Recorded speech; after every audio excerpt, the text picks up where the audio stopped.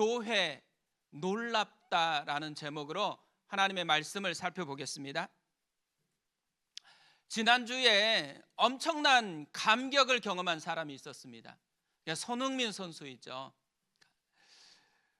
생애 첫 번째 우승컵을 들어 올렸습니다. 유럽에서 프로로 데뷔한 지 15년 만에 우승컵을 들어 올린 것입니다. 그런데 지난주에요, 손흥민 선수와는 조금 다른 이유로 감격을 경험한 사람이 있었습니다. 나니엘이라는 축구 감독입니다. 지난주에 우연히 신문 기사를 보다가 이런 제목의 기사를 통해서 이분의 소식을 알게 됐습니다. 동화 작가 라니엘이 은퇴 번복 후 친정팀 로마의 기적의 무패 반등, 또 다른 동화 선물. 아마 이분 누군지 잘 모르신 분들이 굉장히 많을 것 같습니다. 그런데요, 이분의 별명이 동화 작가거든요. 왜 동화 작가냐면 이분이 영국 프로축구 리그인 EPL에서 쟁쟁한 부자 구단들을 다 꺾고요, 진짜 가난한 구단으로서 우승을 한 거예요. 작년에 은퇴를 했습니다. 그런데 올해 자신의 친정팀이었던 이탈리아의 AS 로마라는 팀이 심각한 위기에 봉착한 거예요. 그래서 할 수 없이 이분에게 은퇴를 번복하고 감독직을 좀 맡아달라고 부탁을 했습니다. 74세의 노고를 이끌고요, 감독에 복귀를 해서 무려 19경기 연속 무패라는 놀라운 기록을 남긴 것입니다. 그래서 이 신문 기사의 첫 문장이 이래요. 기적을 쓰고 떠난다. 지난주가 마지막 홈 경기였나 봅니다. 68,100여 명이 구장을 가득 채웠어요. 그리고 화려한 카드 섹션을 수놓았는데 중앙에 클라우디오 라니에르라는 거대한 글자로 감독에 대한 감사와 존경을 표현을 했습니다. 이날 경기도 3대1로 이겼더라고요. 그런데 이 팀이 우승한 건 아니에요. 5위였습니다. 그럼에도 불구하고요, 우승한 팀보다도 훨씬 더 기쁨으로 축제를 열었다라는 거죠. 경기 후에 라니에리 감독이 이런 인터뷰를 남겼습니다. 선수들은 처음부터 나를 믿고 따라줬다. 나는 혼자서 이 일을 할 수 없다고 솔직하게 말했다. 그들에게 의지했고 그들은 함께 산을 올라줬다. 정말 무한한 감사를 느낀다. 저는 지난주 한 주간 내내 이 인터뷰 말이 생각이 나는 거예요. 그러면서 하나님께서 우리 성도님들에게 주시는 그런 마음이다라는 생각이 굉장히 많이 들었습니다. 오늘 설립 6주년 감사 예배잖아요. 우리가 이렇게 건강한 교회로 세워줄 수 있었던 것, 돌아보면 전적인 하나님의 은혜가 맞습니다. 그럼에도 불구하고요, 하나님은 우리를 보시면서 이렇게 속삭인다라는 거죠. 한 사람 한 사람이 처음부터 믿고 따라줬기 때문이다. 혼자서 한 게 아니고 함께 산을 올라줬기 때문이다. 그래서 무한 감사함을 느낀다. 이 마음이 하나님의 마음이다라는 생각이 참 많이 들었습니다. 우리 오늘 특별히 설립감사 6주년이잖아요. 하나님의 마음, 이 마음으로 옆에 있는 분들에게 이렇게 인사했으면 좋겠습니다. 수고했습니다. 감사합니다. 우리 이렇게 한번 인사하겠습니다. 수고했습니다. 감사합니다. 진짜 수고로 감사를 받을 만한 그런 흔적으로 우리가 있다고 생각합니다. 또 하나요, 이런 모든 것을 이루신 그 하나님께 우리가 영광의 박수로 올려드렸으면 좋겠습니다. 우리 박수로 하나님께 영광을 돌리겠습니다. 오늘 말씀에도요, 감격에 사로잡힌 한 사람이 나옵니다. 사도 바울입니다. 오늘 말씀은 바울이 에베소 교회에 쓴 편지입니다. 에베소 교회는 바울이 개척한 교회였습니다. 당시 에베소는 로마 제국의 아시아 지방의 수도였습니다. 지중해와 아시아를 연결하는 무역로의 유충지에 있었기 때문에 굉장히 부유한 도시였습니다. 하지만 영적으로는 엄청나게 타락한 도시였습니다. 죄와 어둠이 지배하는 도시였어요. 이곳에 주후 53년경에 바울이 3차 선교 여행을 하면서 들리게 되어집니다. 2년 3개월 정도 머물면서 하나님의 말씀을 전했습니다. 그러자 이 어둠의 땅에 하나님의 말씀의 빛이 비추이기 시작하자 엄청난 변화가 시작이 되어진 것입니다. 한 사람 한 사람의 인생이 바뀌기 시작했습니다. 이런 변화에 대한 것을 사도행전 19장 18절 19절에서 이렇게 말씀을 합니다. 우리 같이 한번 읽어보겠습니다. 믿는 사람들이 많이 와서 자복하여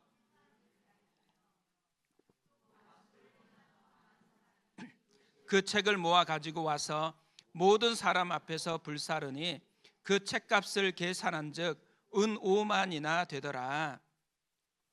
말씀의 빛이 인생 속에 비추기 시작하니까요, 이들이 이전의 어둠의 삶을 유지할 수는 없었어요. 예전의 모습대로 살 수 없었습니다. 죄를 회개하고, 그리고 예전에 익숙했던 마술책들을 다 모아가지고 불을 태워버렸습니다. 이렇게 에베소 교회가 세워지게 됐어요. 그런데 지금 바울이 62년경에 에베소 교회에 편지를 쓰고 있어요. 그런데 이 편지를 보면요, 바울의 감격이 고스란히 배어 있습니다. 뭘 보면 알 수 있냐면 바울의 글쓰기 특징을 보면 알 수가 있어요. 바울은 감격하고 흥분을 하면 문장을 끊지 않고 길게 연결하는 그런 특징이 있거든요. 이런 대표적인 본문이 로마서 8장이에요. 로마서는 39절까지 되어 있는 긴 그런 장인데 한 문장입니다. 그만큼 흥분했다라는 거죠. 그리고 오늘 에베소서 1장 3절에서 14절까지도 한 문장입니다. 편지를 쓰면서요, 너무 흥분이 됐다라는 거예요. 그 감격을 가지고 그렇게 길게 한 문장으로 썼습니다. 개척한 지 10년이라는 세월이 흘렀잖아요. 아마 많은 것이 변했을 거예요. 그리고 지금 바울은 감옥에 갇혀 있습니다. 이 에베소서는 옥중에서 쓴 옥중 서신이거든요. 그럼에도 불구하고요, 감옥에서 초라함이 아니고 감옥에서 걷잡을 수 없는 감격에 사로잡혀서 편지를 쓰고 있다라는 거죠. 손흥민 선수는 우승컵이라도 들고 있으니까 이렇게 감격하고 있는 거잖아요. 그런데 감옥이에요, 감옥. 감옥 아닌데도 불구하고 엄청난 감격을 하고 있는 거죠. 어떤 면에서는 차원이 다른 감격을 누리고 있다라는 것이죠. 근데 저는 이 모습을 보다가요, 우리가 그랬으면 정말 좋겠다라는 생각이 드는 것입니다. 우리도 차원이 다른 감격을 누렸으면 좋겠습니다. 지금도. 그리고 10년이 지나고 20년이 지나서 다시 우리를 돌아볼 때도 우리 안에 감격할 수 있는 것들이 발견되어졌으면 참 좋겠다라는 생각이 들었습니다. 그리고 우리 교회가 10년 뒤에 20년 뒤에 감격할 수 있는, 돌아볼 때마다 감격할 수 있는 그런 교회가 됐으면 좋겠다라는 생각이 참 많이 들었습니다. 바울이요, 에베소 교회를 보면서 왜 이렇게 감격하고 있을까요? 바울이 이렇게 차원이 다른 감격을 하는 이유가 어디에 있을까요? 오늘은 그것을 좀 살펴보려고 하는데요. 바울이 이렇게 차원이 다른 감격에 빠져 있었던 이유가 뭐냐면, 첫 번째로 하나님이 지금도 여전히 돕고 계시다라는 것을 발견했기 때문에 그렇습니다. 10년이라는 세월이 흘렀잖아요. 이 10년이라는 세월은요, 에베소 교회에 꽃길이 펼쳐지는 시기는 아니었습니다. 에베소 교회가 부흥이 되어지니까 주변에 있었던 이방인들이요, 폭동을 일으켰어요. 그래서 바울이 할 수 없이 에베소를 떠나와야만 됐습니다. 그리고 심지어 지금 바울은 감옥 안에서 보내고 있는 거잖아요. 10년이라는 시기는 박해의 시기였고 굉장히 힘겨운 시기였습니다. 그런데도요, 이 상황은 엄청나게 힘들어졌는데도 불구하고 에베소 교회는 사라지거나 약해지지 않았다라는 것이에요. 바울이 소식을 들었는데 두 가지가 여전히 살아있다라는 소식을 들은 것입니다. 15절을 보세요. 15절 같이 한번 읽어보겠습니다. 이로 말미암아 주 예수 안에서 너희 믿음과 모든 성도를 향한 사랑을 나도 듣고, 그러니까 믿음과 사랑이 있었다고 합니다. 믿음은 주 예수께 깊이 뿌리 내린 믿음이에요. 사랑은 서로를 향한 사랑이었습니다. 어떤 면에서는 교회에서 가장 중요한 이 두 가지가 여전히 살아있다라는 이야기인 거죠. 그래서 바울이 어떻게 해요? 16절에 이렇게 하고 있습니다. 내가 기도할 때에 기억하며 너희로 말미암아 감사하기를 그치지 아니하고, 그러니까 그치지 않는 기도, 그치지 않는 감사를 올려드리고 있다라는 거죠. 여기서요, 바울이 감사하는 대상이 중요해요. 바울은 이렇게 헌신하고 이렇게 수고하니까 이 성도들 한 사람 한 사람에게 감사한다, 이렇게 표현한 것이 아니에요. 바울은 하나님께 감사한다라고 표현을 하고 있습니다. 그들을 인해서 하나님께 감사한다라는 거죠. 바울이 왜 성도가 아니고 하나님께 감사하고 있을까요? 바울은요, 성도들에 대한 소식을 듣고서 한 가지 중요한 것을 발견했다라는 거예요. 그게 뭐냐면 하나님이 여전히 돌보고 계셨다라는 거예요. 하나님이 여전히 교회를 지키고 있었다라는 것이죠. 그래서 바울은 이 10년이라는 세월을 쭉 살펴보면서 이 10년이라는 세월 속에 하나님의 손길이 있다라는 것을 발견을 한 것입니다. 저는 이런 것을 묵상하면서요, 우리 교회에 이때까지 일들이 참 많이 생각이 나더라고요. 2018년 1월 첫 주부터 예배를 시작을 했습니다. 한 분 한 분이 찾아오기 시작했어요. 우리가 뭐 전도하는 것도 아닌데 누군가 한 분 한 분 찾아왔습니다. 왜 찾아왔을까요? 하나님이 인도해 주셨기 때문에 찾아오셨죠. 교회를 세워가시는 하나님의 손길이 나타나기 시작했습니다. 한 분 한 분이 오신 것만이 끝이 아니었습니다. 이 한 분 한 분 속에는 새로운 스토리들이 만들어지기 시작했습니다. 어떤 분은 신앙이 전혀 없는 채로 찾아왔는데 지금은 예수님을 믿고 하나님의 자녀됨을 풍성하게 누리고 있습니다. 어떤 분은 우리 교회 오기 전까지만 해도요, 가정의 평화를 위해서 마지못해서 예배를 드려 주었어요. 그런데 우리 교회에 와서 어느 순간 말씀이 들리기 시작하는 거예요. 하나님을 알고 싶은 마음이 들었어요. 그러면서 하나님을 사랑하게 되고 하나님을 더 깊이 예배하고 섬기는 사람으로 변화가 되어버렸습니다. 우울증으로 인해서 매번 자살을 생각하시던 분이요, 하나님을 기뻐하고 하나님을 찬양하는 인생으로 바뀌어졌습니다.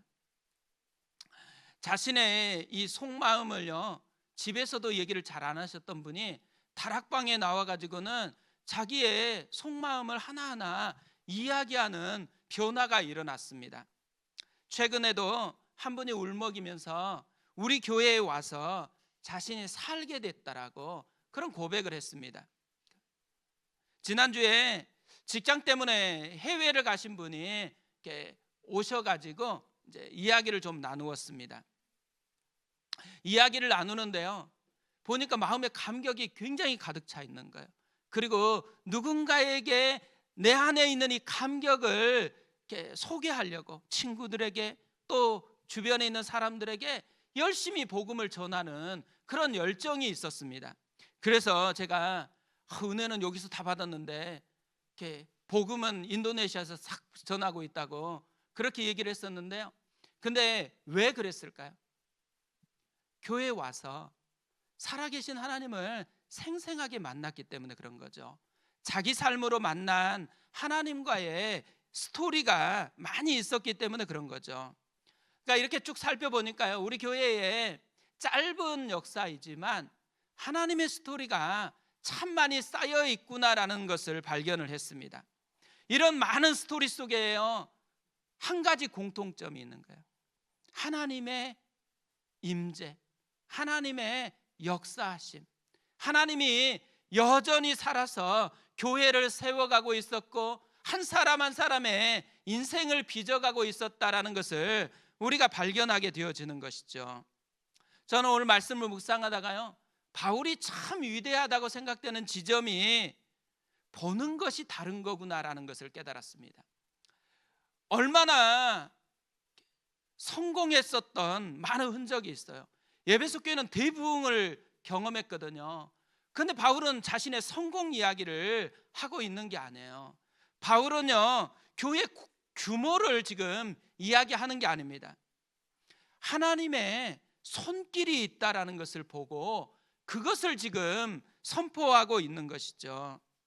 바울이 지금 현재 감옥에 있거든요. 그런데 이 감옥이라는 상황에 매이지 않았다라는 거예요. 바울은 하나님께만 매여 있습니다. 온 시선이 역사하시는 하나님, 지금도 함께 하시고 지금도 우리의 인생을 빚어가시는 그 하나님께 향하고 있다라는 거죠. 바울은요, 감옥 안에서 이 감격이 너무 넘치니까 지금 에베소 교인들에게 편지를 하면서 이 감격을 선포하고 있는 거예요. 자기가 발견한 하나님이 지금도 살아계시다라는 것, 이것을 감사함으로 기도함으로 선포하고 있는 것이죠. 제가 신대원 시절에요, 사당동 총신대에 교회가 있거든요. 그 교회 예배당에서 주로 많이 기도를 했습니다. 하루는 밤에 예배당 큰 넓은 공간에서 저 혼자 기도하는 거예요. 얼마나 기분이 좋은지 몰라요. 소리내서 한참 기도하고 있는데 발자국 소리가 들리는 거예요. 한 명이 와서 저보다 조금 앞에 옆에 앉는 것이 느껴졌습니다. 그런데 이제 더 기도하고 싶은데 갑자기 하나님께서 제 마음에 저 아이에게 가서 하나님이 여전히 너를 돌보고 있다고 선포하라는 것입니다. 얼마나 당황스러웠는지 몰라요. 이거는 아니잖아요. 하나님, 기도하러 왔는데 내가 가서 그렇게 얘기하면 얘도 좀 힘들고 나도 지금 상태가 안 좋아지는데, 그래서 좀 버티는데요, 근데 하나님이 너무 선명하게 그렇게 하라고 하시는 마음을 주시는 거예요. 그래서 이제는 기도도 안 되니까 할 수 없이 포기하고 가서 형제님, 하나님께서 여전히 형제님을 돌보고 있다라고 이야기하라고 하셨다고 그 말을 전해주고 빨리 가방 싸들고 도망쳐 나왔습니다. 근데요, 가끔씩 요즘에도 그 일을 생각해요. 그 청년이 그 선포를 듣고 어떻게 변화됐을까요? 사실 모릅니다. 그런데 그날 그 청년은 어떻게 됐는지 모르는데 저는 변화가 됐어요. 저는 끊임없이 그 말이 생각이 나요. 어려울 때도 또 어느 순간에 되어지면 하나님이 여전히 너를 돌보고 있어. 이 말이 그 청년에게 준 메시지인 줄 알았는데요, 시간이 흘러가다 보니까 저에게 선포하는 하나님의 메시지였다라는 것을 계속해서 또 발견하고 있습니다. 우리가요, 힘든 분들이 있잖아요. 또 힘든 분을 알고 있는 분이 있잖아요. 그때 선포해 줘야 됩니다. 하나님이 여전히 지금도 당신을 돌보고 있다고. 오늘 설립 6주년이잖아요. 오늘 만나서 이제 식사하면서 또 얘기 나눌 때요, 반드시 선포해 주세요. 하나님이 여전히 당신을 돌보고 있다고. 하나님은 여전히 살아계시다고. 여전히 우리의 인생의 이야기를 새롭게 써가고 있다고 끊임없이 선포했으면 좋겠습니다. 바울은 감옥 안에서 선포했습니다. 힘들 때, 위축될 때, 그때마다 우리도 바울처럼 여전히 하나님이 내 인생에 살아계시고 역사하고 있다고 선포하는 그런 은혜가 있었으면 좋겠습니다. 교회는요, 이 하나님의 손길을 발견하고 이걸 선포하는 것이에요. 누구를 만났을 때마다 하나님이 여전히 우리 가운데 살아계시다고 선포하고서 살아가는 그런 인생, 그게 우리의 모습 되었으면 좋겠습니다. 두 번째로요, 바울이 이렇게 차원이 다른 감격을 했었던 이유가 있다면 교회 자체의 존재 가치를 새롭게 알았기 때문에 그렇습니다. 예전에 교회 세미나실에요, 한동안 계속 붙어 있었던 현수막이 있어요. 그 현수막에 이런 표어가 붙어 있었습니다. 교회에 다니지 말고 교회가 되라. 그러니까 청소년부에서 붙여놓은 표어예요.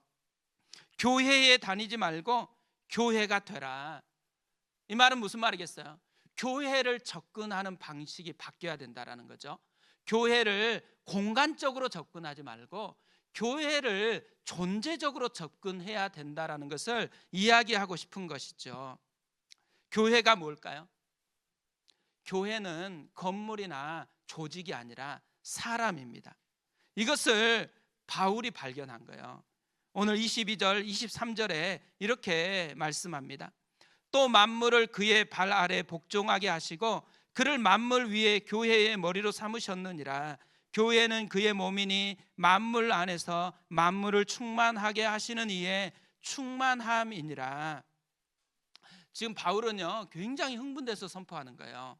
바울은 기도한다고 이야기를 했어요. 그리고 기도한 내용이 뭔지를 쭉 이야기했어요. 다음 주에 이 기도의 내용을 좀 살펴볼 거거든요. 그리고 나서요, 기도의 내용을 이야기하다가 갑자기 교회가 뭔지를 지금 선포하고 있는 거예요. 그러니까 흥분했다라는 거죠.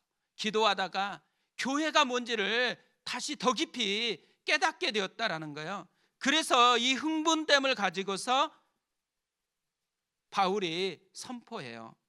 교회의 진짜 모습이 무엇인지, 교회의 존재 가치가 무엇인지를 선포하는 것입니다. 교회의 진짜 본질이 어디에 있을까요? 교회는 그리스도의 몸이라는 것이에요. 교회는 그리스도와 연결됨으로 변화된 우리 자체가 교회라는 말인 거죠. 또 하나요, 교회는 충만이라고 이야기합니다. 뭘 충만이라고 얘기해요? 만물을 충만하게 하시는 그리스도의 충만함, 이것이 교회라고 이야기를 해요. 그러니까 교회는 건물이 아니라는 거죠.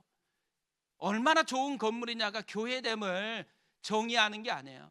얼마나 규모가 크냐가 교회됨을 정의하는 것이 아닙니다. 교회는 그리스도 안에서 변화된 우리의 존재 자체가 교회라는 거예요. 우리 안에 완전히 가치가 달라지게 하는 능력이 있어요. 그 능력이 어디에 있어요? 예수 그리스도와 연결됨으로, 예수 그리스도가 우리 가운데 충만하게 임재함으로 우리의 존재 자체가 완전히 달라졌다라는 거죠. 바울은 이걸 선포하고 있는 거예요. 고린도후서 4장 7절에서 이렇게 말씀을 합니다. 우리가 이 보배를 질그릇에 가졌으니 이는 심히 큰 능력은 하나님께 있고 우리에게 있지 아니함을 알게 하려 함이라. 비록 겉모습은요 질그릇이라는 거죠. 그런데 우리의 진짜 가치는 겉으로 드러난 질그릇에 있지 않고 그 속에 담겨 있는 보배에 있다라는 거예요.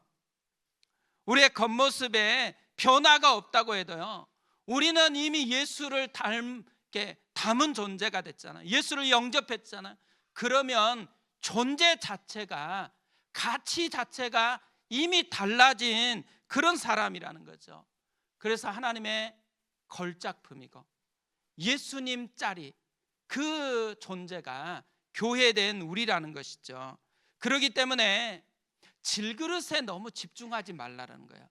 우리 안에 있는 보배이신 그리스도에게 집중하라는 것이죠.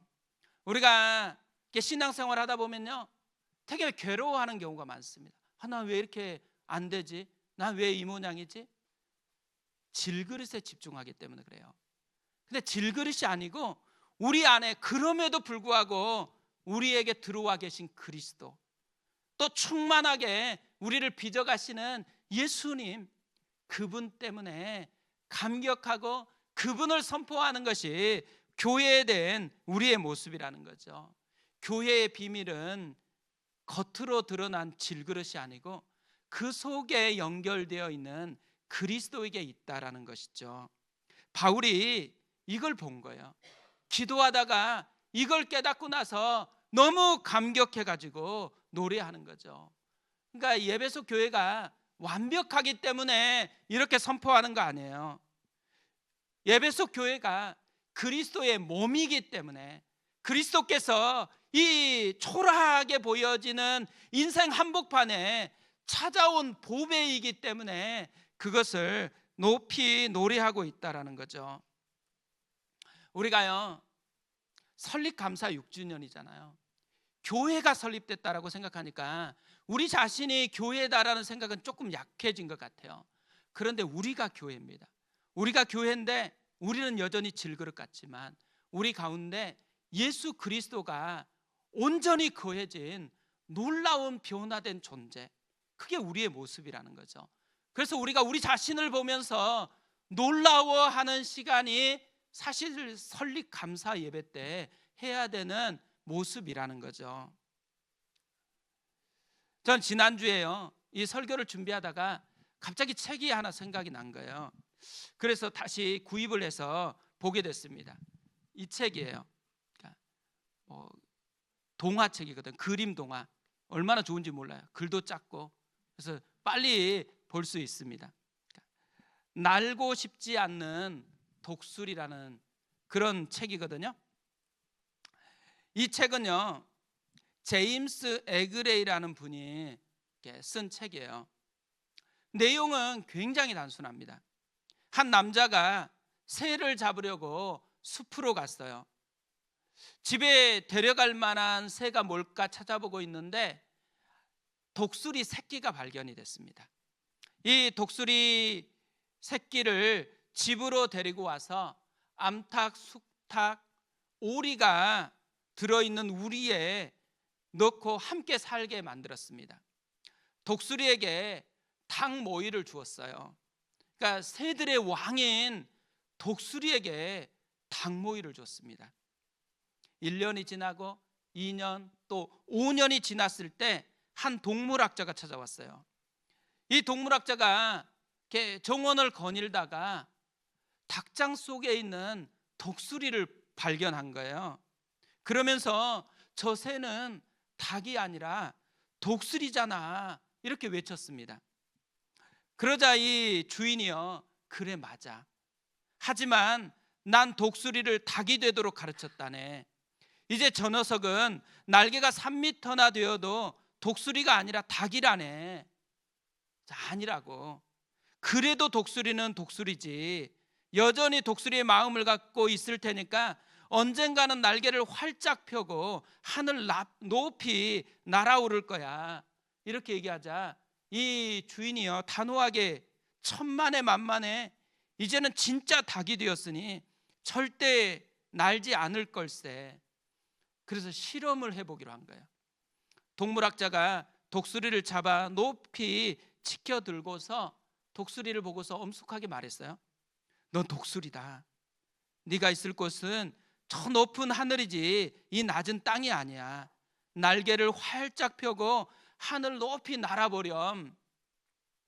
독수리가 갑자기 주위를 살펴보더니만 닭들이 모이를 쪼아 먹고 있는 것을 보고는 훌쩍 뛰어가지고 닭이 있는 곳으로 가버렸습니다.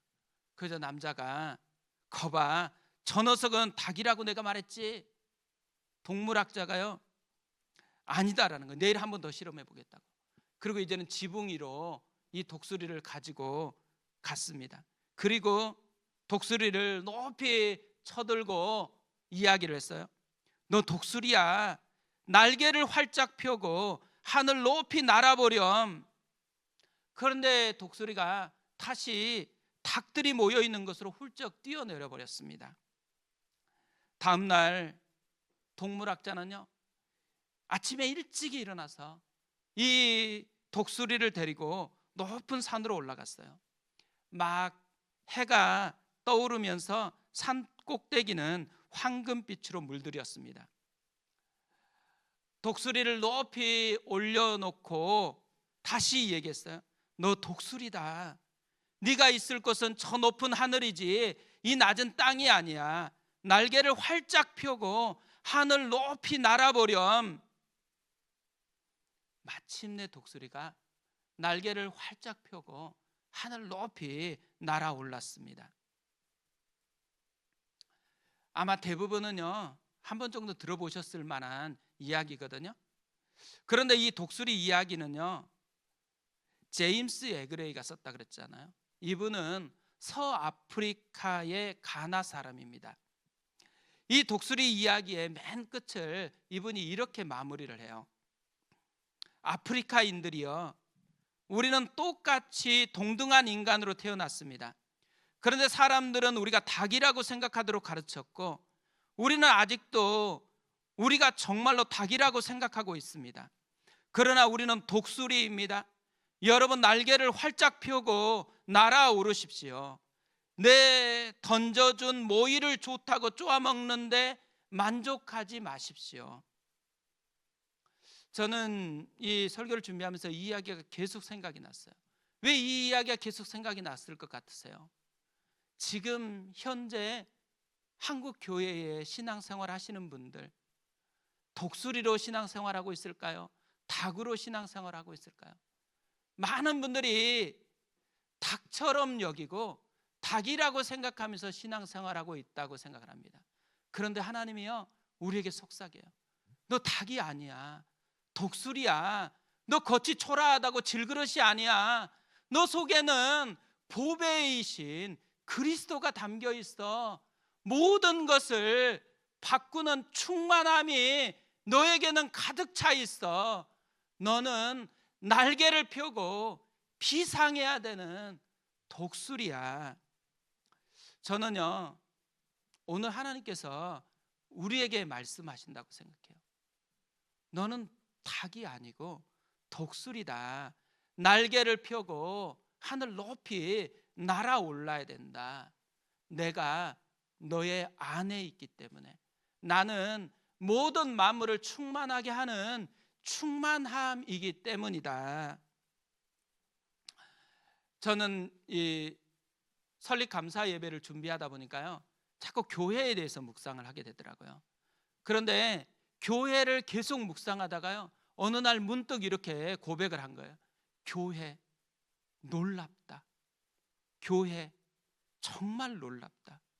그러니까 교회를 묵상해 보니까요, 교회가 우리가 경험하고 있는 현실이 그것으로 끝마치는 게 아니에요. 엄청난 비밀이 담겨 있는 존재가 교회더라고요. 그리고 우리가 그 교회된 사람들입니다. 그 교회됨을 선포하는 그런 삶을 살아갔으면 좋겠습니다. 우리 그 마음을 가지고 찬양하고 기도하겠는데요, 오늘은 우리가 막 애쓴다고 해서 우리의 교회됨이 그렇게 깨달아지고 선포되는 건 아니잖아요. 성령의 새바람이 필요합니다. 성령님이 우리의 영혼을 만질 때, 우리 속에 우리의 존재가 얼마나 부유한 존재인지를 깨닫게 되어지는 거죠. 우리 안에 성령의 새바람이 불어왔으면 좋겠습니다. 이 마음을 가지고 우리 후렴부터 성령의 새바람 이 땅에 불어오소서 같이 찬양하고 기도하겠습니다.